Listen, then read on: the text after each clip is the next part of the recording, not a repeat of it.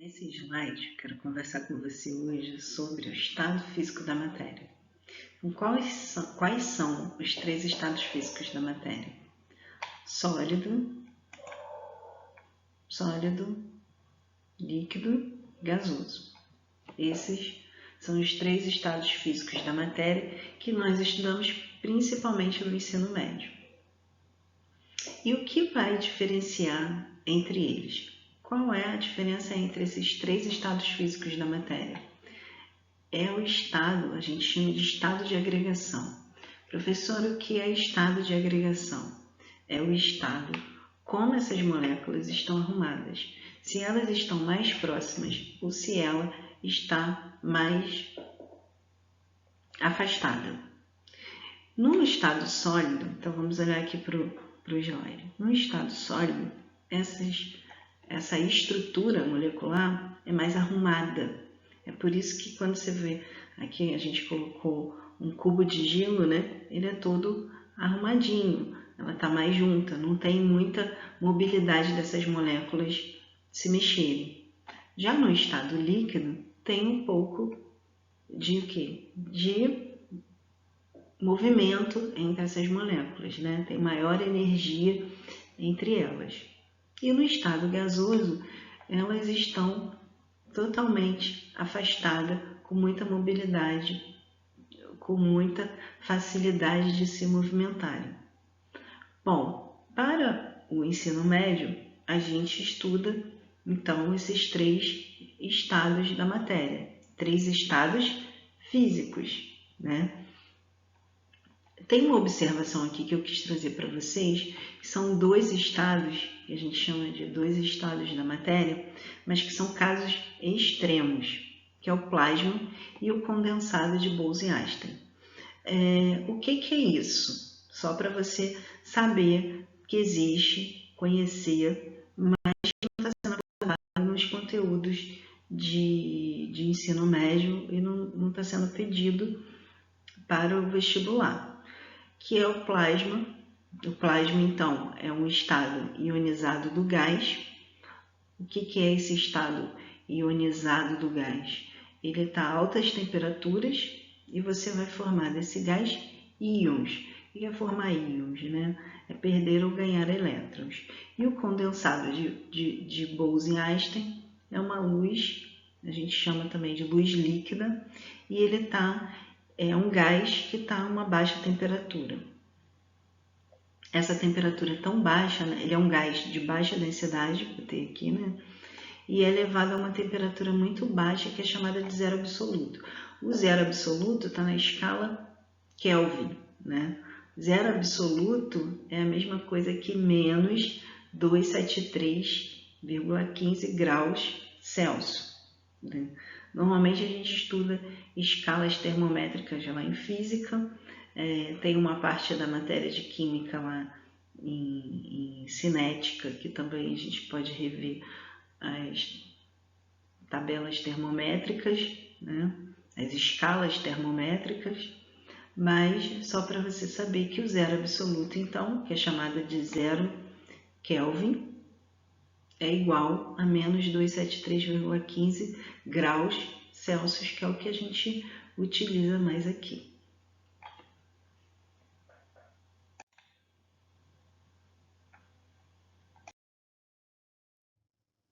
Bom, pessoal, então aqui a gente vai falar das mudanças do estado físico da matéria, né?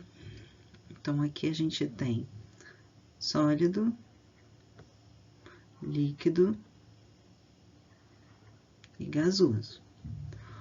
Bom, quando a gente passa do estado sólido para o líquido e para o gasoso, a gente precisa ganhar energia. O que acontece aqui? O que é esse ganho de energia? É aumento da temperatura, né? Então, se você, por exemplo, tem uma água no estado sólido, no gelo, com o aumento da temperatura, ela vai passar para o estado líquido. Esse ganhar energia tem um nome, chamado de processo, né, endotérmico. Então, vamos pensar na palavra térmico, de temperatura, endo para dentro. Então, ganho de energia.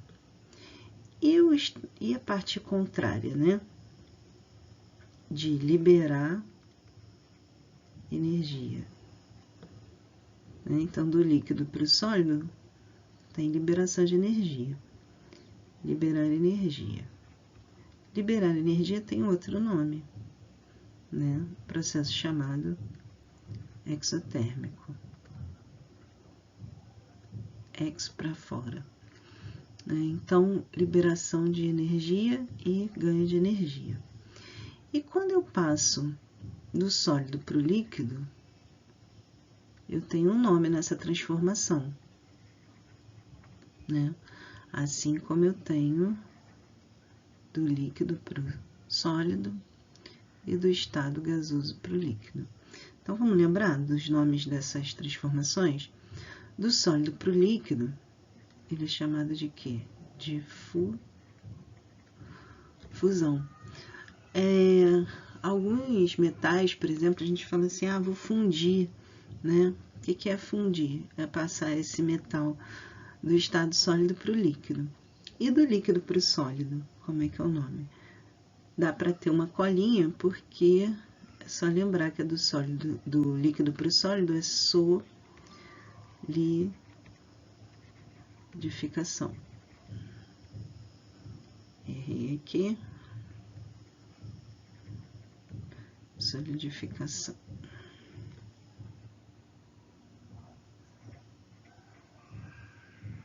Beleza? E pensando agora do líquido para o estado gasoso. Então, vaporização e do estado gasoso para o líquido, a gente chama de condensação e tem um outro nome também chamado de liquefação.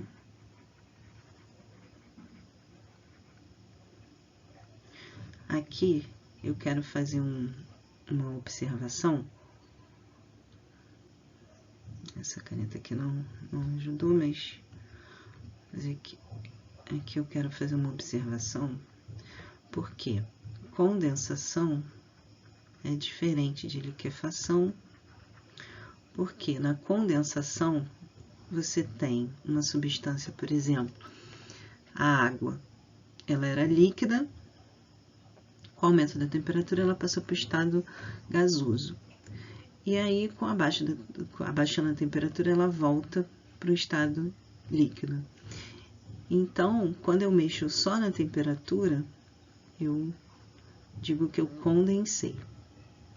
E quando eu tenho uma substância que ela era gasosa, né, a temperatura ambiente, por exemplo, 25 graus, ela era gasosa, ela é gasosa. E aí, eu quero que ela passe para o estado líquido. Mexendo só na temperatura, não vai conseguir. Então, aqui, eu preciso mexer com a temperatura e pressão. Isso tem a ver também com o que a gente chama de gás e vapor. Mas depois eu vou gravar um outro vídeo explicando melhor essa parte aqui, porque está relacionado à temperatura crítica.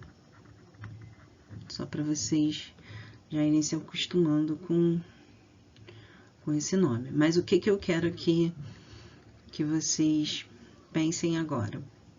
Tanto o nome condensação, liquefação, é a mudança do estado gasoso, para o estado líquido. Na condensação, eu só mexo com a temperatura, e na liquefação, eu mexo com temperatura e pressão, tá? Tem uma outra coisa. Às vezes, algumas substâncias, elas saem do estado sólido para o gasoso direto. Então, isso é chamado de sublimação. Por que eu botei essas duas setinhas, né? Essa dupla seta? porque tanto o nome sublimação, tanto é do sólido para o gasoso, quanto do gasoso para o sólido. Em alguns casos, você pode ouvir falar de ressublimação. As duas formas estão corretas. Tá bom? Professora, qual é a diferença entre evaporação, ebulição e calefação? Porque eu já ouvi isso e não sei a diferença entre eles. Bom, galera, o processo de transformação do líquido para o estado gasoso é chamado de vaporização. Então, a evaporação, a ebulição e a calefação é um tipo de vaporização. Mas o que difere entre elas? O que difere entre elas é a quantidade de energia fornecida. Então, na evaporação, ela ocorre naturalmente. Por exemplo, quando você coloca a sua roupa úmida no varal.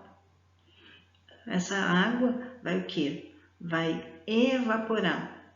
Se você deixar um copo com água sobre a mesa, durante algum tempo, depois de algum tempo, essa água vai o quê? Evaporar. É um processo mais lento. No caso da ebulição, a quantidade de energia que você tem que dar é para atingir a temperatura que vai fazer essa mudança de fase. Por exemplo, a água entra em ebulição a nível do mar a 100 graus Celsius. Então, atingiu 100 graus Celsius, ela vai mudar do estado líquido para o estado gasoso. E na calefação, você dá tanta energia que esse processo de vaporização ele acontece imediatamente. Por exemplo, se eu coloco uma frigideira no fogo e não coloquei óleo nenhum e deixei espirrar sobre ela, depois que ela já estiver quente, deixei espirrar sobre ela uma gota de água, essa água vai vaporizar instantaneamente. Esse processo de instantaneamente é o que a gente chama de calefação. Um outro exemplo também é quando a gente vai passar uma roupa e faz aquela aspersão no ferro, a aspersão da água na roupa, né? E aí um ferro quente sobre essa roupa que faz aquela vaporização imediata. Então, essa vaporização imediata é chamada de calefação.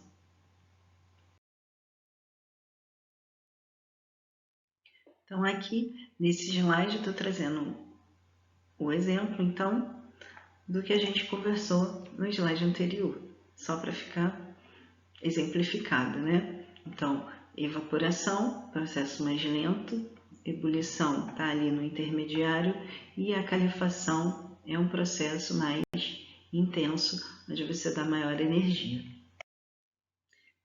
Então, o vídeo de hoje é esse, espero ter ajudado e ter relembrado alguns conhecimentos com vocês. Até o próximo vídeo, tchau, tchau!